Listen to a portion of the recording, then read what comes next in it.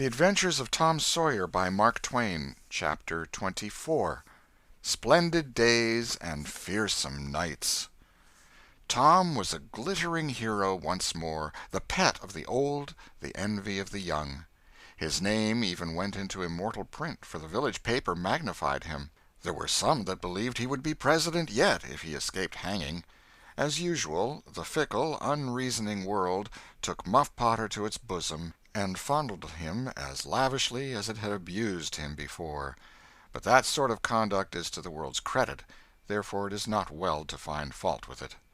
Tom's days were days of splendor and exaltation to him, but his nights were seasons of horror.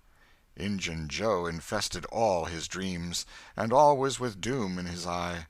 Hardly any temptation could persuade the boy to stir abroad after nightfall.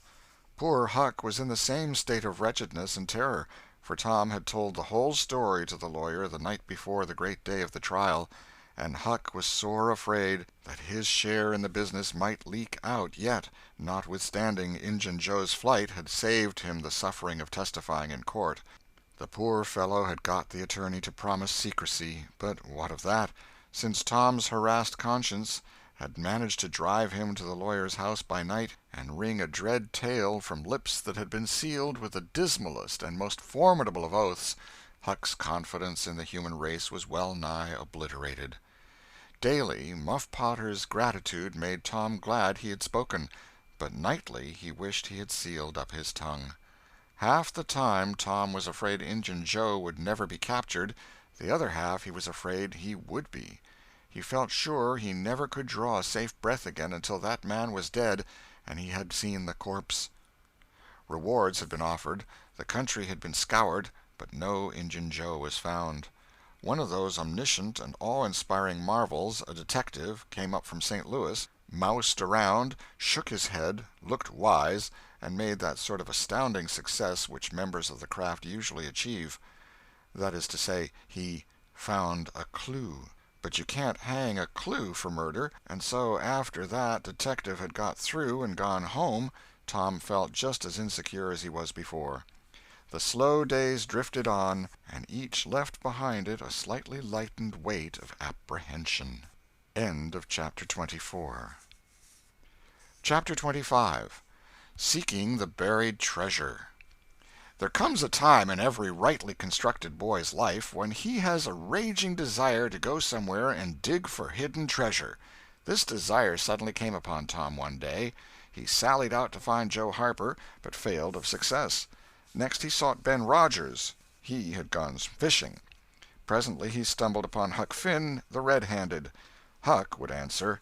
Tom took him to a private place and opened the matter to him confidentially. Huck was willing.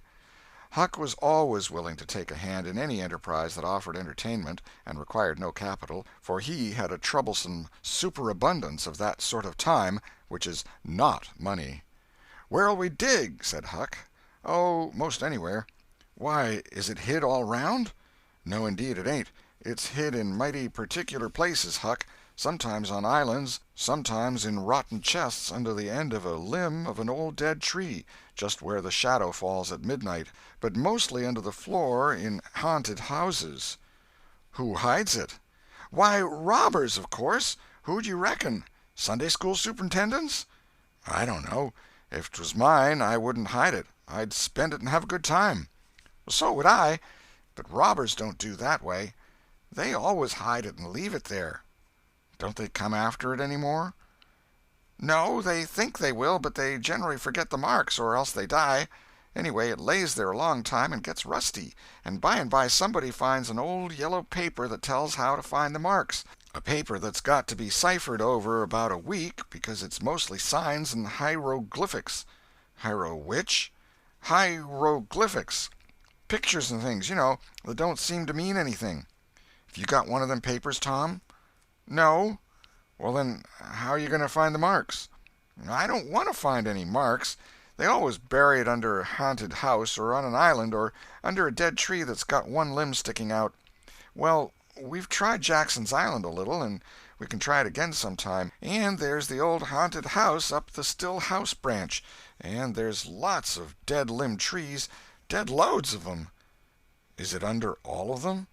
How you talk! No! Then how are you going to know which one to go for? Go for all of them. Why, Tom, it'll take all summer. Well, what of that? Suppose you find a brass pot with $100 in it, all rusty and gay, or a rotten chest full of diamonds. How's that? Huck's eyes glowed. That's bully. Plenty bully enough for me. Just you give me the $100, and I don't want no diamonds. All right, but I bet you I ain't going to throw off on diamonds. Some of 'em's worth $20 apiece. There ain't any hardly but's worth 6 bits or $1. No. Is that so? Certainly. Anybody'd tell you so. Hain't you ever seen one, Huck? Not as I remember. Oh, kings have slathers of them. Well, I don't know no kings, Tom. I reckon you don't. But if you was to go to Europe, you'd see a raft of 'em hopping around. Do they hop? Hop? Your granny. No! Well, what'd you say they did for? Shucks, I only meant you'd see 'em, not hopping, of course. What do they want to hop for? But I mean you'd just see 'em scattered around, in a kind of a general way, like that old humpbacked Richard. Richard? What's his other name? He didn't have any other name. Kings don't have any but a given name. No? But they don't. Well, if they like it, Tom, all right, but I don't want to be a king and have only just a given name like a nigger. But say, where are you going to dig first? Well, I don't know. Suppose we tackle that old dead limb tree on the hill t'other side of Stillhouse Branch. I'm agreed. So they got a crippled pick and a shovel and set out on their 3-mile tramp.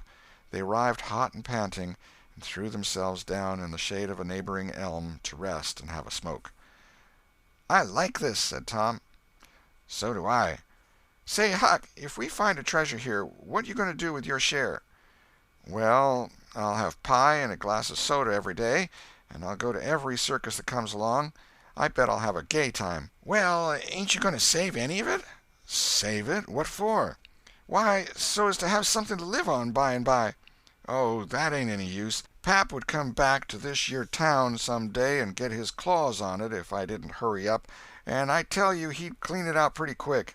What you going to do with yourn, Tom? I'm going to buy a new drum, and a sure enough sword, and a red necktie and a bull pup, and get married. Married? That's it. Tom, why, you ain't in your right mind. Wait, you'll see. Well, that's the foolishest thing you could do. Look at Pap and my mother. Fight! Why, they used to fight all the time. I remember mighty well. That ain't anything. The girl I'm going to marry won't fight. Tom, I reckon they're all alike. They'll all comb a body. Now, you better think about this a while. I tell you, you better. What's the name of the gal? It ain't a gal at all. It's a girl. It's all the same, I reckon. Some says gal, some says girl. Both's right, like enough. Anyway, what's her name, Tom? I'll tell you sometime, not now. All right, that'll do. Only if you get married, I'll be more lonesomer than ever. No, you won't. You'll come and live with me. Now, stir out of this, and we'll go to digging.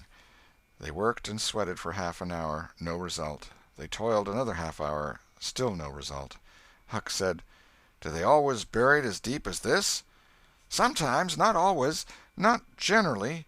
I reckon we haven't got the right place. So they chose a new spot and began again. The labor dragged a little, but still they made progress. They pegged away in silence for some time. Finally, Huck leaned on his shovel, swabbed the beaded drops from his brow with his sleeve, and said, Where are you going to dig next, after we get this one? I reckon maybe we'll tackle the old tree that's over yonder on Cardiff Hill, back of the widow's. I reckon that'll be a good one. But won't the widow take it away from us, Tom? It's on her land. She take it away? Maybe she'd like to try it once. Whoever finds one of these hid treasures, it belongs to him. It don't make any difference whose land it's on. That was satisfactory. The work went on. By and by Huck said, Blame it, we must be in the wrong place again. What do you think? It is mighty curious, Huck. I don't understand it. Sometimes witches interfere. I reckon maybe that's what's the trouble now. Shucks, witches ain't got no power in the daytime. Well, that's so. I didn't think of that. Oh, I know what the matter is. What a blamed lot of fools we are. You got to find out where the shadow of the limb falls at midnight, and that's where you dig. Then, consound it, we fooled away all this work for nothing. Now, hang it all, we've got to come back in the night. It's an awful long way. Can you get out?" "I bet I will. We've got to do it tonight, too, because if somebody sees these holes they'll know in a minute what's here, and they'll go for it." "Well, I'll come around and mow tonight." "All right. Let's hide the tools in the bushes." The boys were there that night about the appointed time.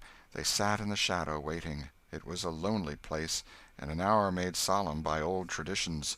Spirits whispered in the rustling leaves, ghosts lurked in the murky nooks, the deep baying of a hound floated up out of the distance, an owl answered with his sepulchral note. The boys were subdued by these solemnities, and talked little. By and by they judged that 12 had come. They marked where the shadow fell, and began to dig. Their hopes commenced to rise. Their interest grew stronger, and their industry kept pace with it. The hole deepened and still deepened, but every time their hearts jumped to hear the pick strike upon something, they only suffered a new disappointment. It was only a stone or a chunk. At last Tom said, "It ain't no use, Huck. We're wrong again." "Well, but we can't be wrong. We spotted the shadow to a dot." "I know it, but then there's another thing." "What's that?"